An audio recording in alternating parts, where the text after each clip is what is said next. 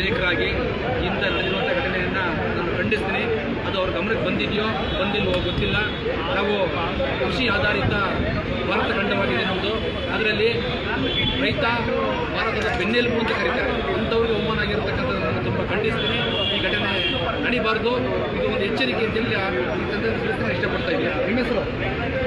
ನಾನು ಕನ್ನಡ ಶಿಲ್ಪಿ ಕನ್ನಡ ಶಿಲ್ಪಿ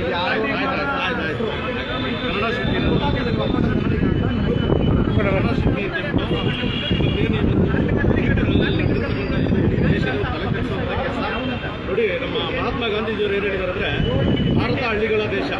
ಹಳ್ಳಿಗಳಲ್ಲಿ ಯಾರಿರ್ತಾರೆ? ರೈತರು.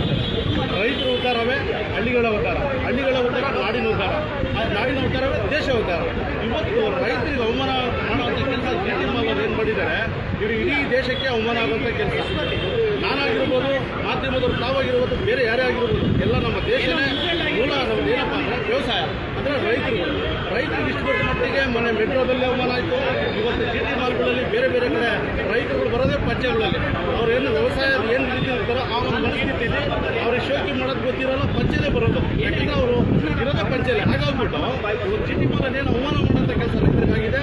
ಇದು ನಾವು ಉಗ್ರವಾಗಿ ಖಂಡಿಸ್ತೀವಿ. ಒಬ್ಬ ಸಾಮಾನ್ಯ ನಾವು ಕೂಡ ಜಮೀನ್ದಾರರು, ನಾವು ಕೂಡ ರೈತರ ಕುಟುಂಬದಿಂದ ಬಂದಿರ್ತಕ್ಕಂಥವ್ರು. ಇಲ್ಲಿ ಪೊಲೀಸ್ ಆಗಿರ್ಬೋದು ಅಥವಾ ಇನ್ನೊಬ್ರು ಯಾರೇ ಆಗಿರ್ಬೋದು, ಪ್ರತಿಯೊಬ್ಬರು ಬಂದಿರೋದು ರೈತರ ಕುಟುಂಬದಿಂದ.